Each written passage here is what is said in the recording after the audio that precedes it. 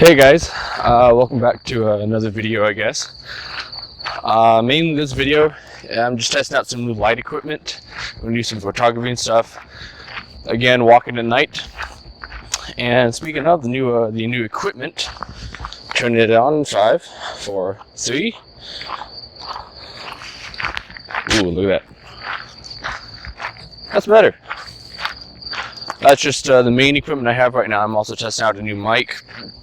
We're just up here on the 9th Street Trailhead, following the Bonneville, with the canal right there. I kind of wanted to do another video tonight, just mainly rambling on about stuff again, as I do on Sunday night sometimes. Tonight's topic would be, drum roll please, Hammond, that's the toms, now the snare, thank you. Bigfoot bonanzas. As many people know, I love cryptids a lot, real or not, just fun stories to talk about. And Bigfoot is my all-time favorite. The recent ones I bring up today is just because of a new cryptid apparently emerging. It's called the siren, or the sirens. Huge, ginormous thing, taller than trees, with a speaker for a head. I think it's a bunch of baloney. And I talked to a couple guys about Bigfoot against the siren, because Bigfoot is a lot more plausible than the siren itself.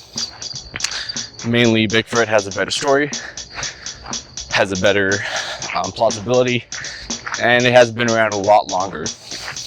Now, the sirens, getting the supposed facts, is that it can be 40 feet tall as a juvenile.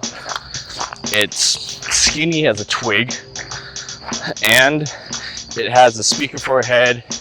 It hibernates every 30 years, and when it comes out, it goes after humans. I'm not sure if it goes only after humans to eat them, or if it goes after other animals and species also. That's just one of the main things. Hides out in forest, but it's also been seen in cities and skylines and everything, ranging from hundreds of feet high to maybe 20. It's just, I don't like it. It's just not plausible. And what it brings up is that it doesn't really show to have a mouth to eat the people it has. It doesn't really have claws. And even though the supposed humans that have been captured by it have been shredded to bits, hides out in national forests as a lot of cryptids do.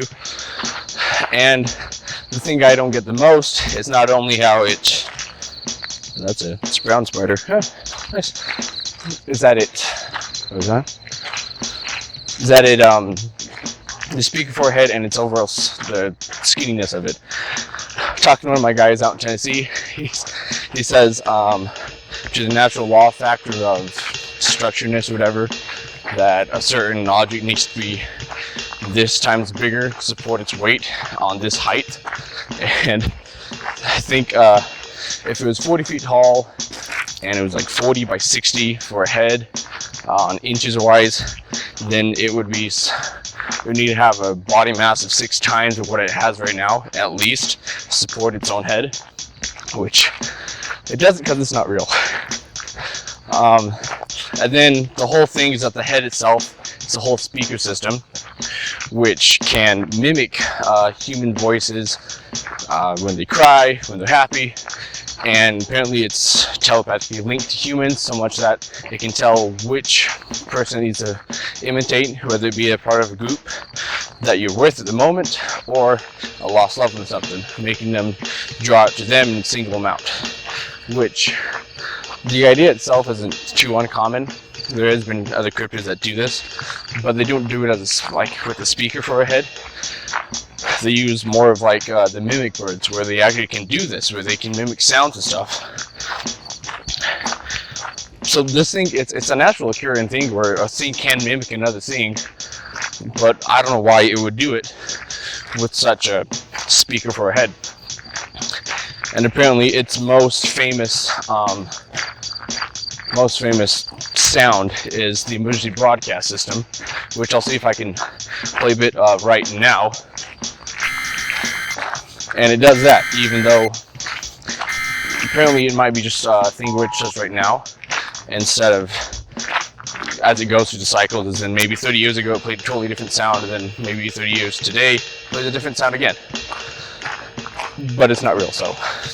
And the whole thing with the 30-year time period where it hibernates and it comes back and does it's, I don't know, it's just too much. It leaves up too much information in one spot, and then leaves too much in another spot. So we get the dimensions, the size, what it does, and how it does it, which is a lot of information, especially for a cryptid. And then we don't know why it eats the people, how it eats the people, or why it hibernates through the years. It doesn't. Then again, some cryptids don't actually follow the laws of nature themselves. Something like skinwalkers, something like that. But the siren, it's been debunked almost at this point. I think it's another thing where it's like Slenderman, where it was made up by the internet and just been that way forever. So compare that to Bigfoot itself, which I believe to be real, as much of a cryptid fan I am, just because it's plausible. How it's human in shape, so it can support its own weight, and it might also be a herbivore where it eats meat and plants, which would make sense. How the footprints of it is just that it has a big feet, which would only mean it has a bigger stature than most humans, which would make sense. And my personal theory of why it hasn't been lizards. My personal theory of why it hasn't been discovered or seen as much as other ones is just because they haven't, I guess, evolved to a point of where they're past human gatherers, and so they only stay in either small tribes or by themselves, where they can only be supported by the things they hunt in a certain area, and so they can't populate more because they can't sustain it. And that's why either they're only in small groups, or they tend to move around a lot. So a Bigfoot in this area might stay that way, and people see it every now and then, but only see one of them. Or they see a Bigfoot travel with sightings across a certain point of the state line, so it follows a path, which makes sense if it hasn't passed the hunter-gatherer stage. And then with the whole sightings, that this thing has been around for a long time. There's been cases dating back to before the 1800s about something like this. So it's plausible. It's unlikely, but it is plausible.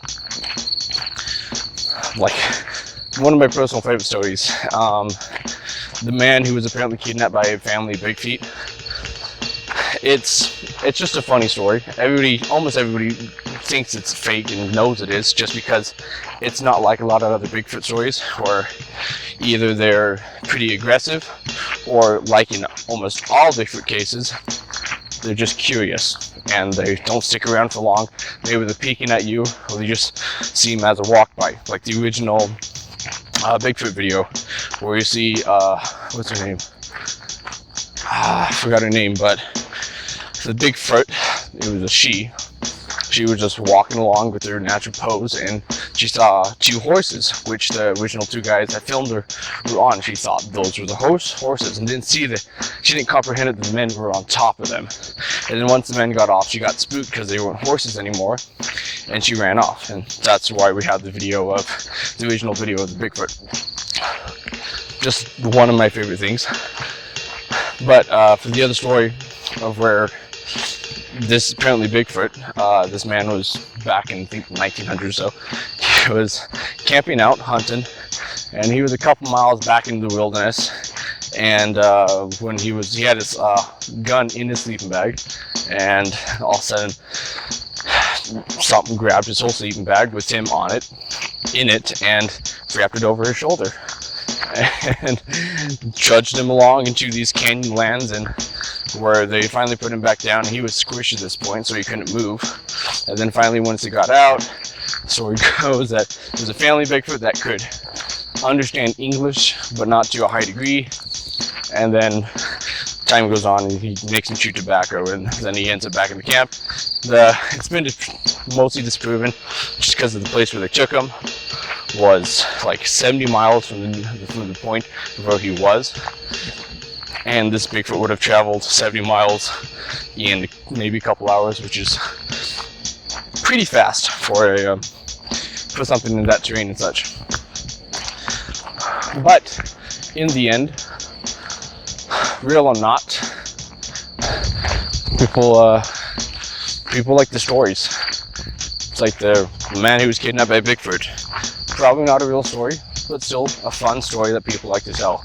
Something to get the spirits up and laugh along the way with. So with the sirens, it's a decent story. It's missing a couple flaws, mainly why they hibernate for 30 years and why they have a siren for a head itself. But not a bad story. That's for Bigfoot. A story that's been told to generations, multiple sightings, lots of case files and evidence.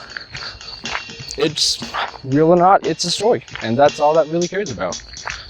And that's mainly the whole video today, guys. And have a good one.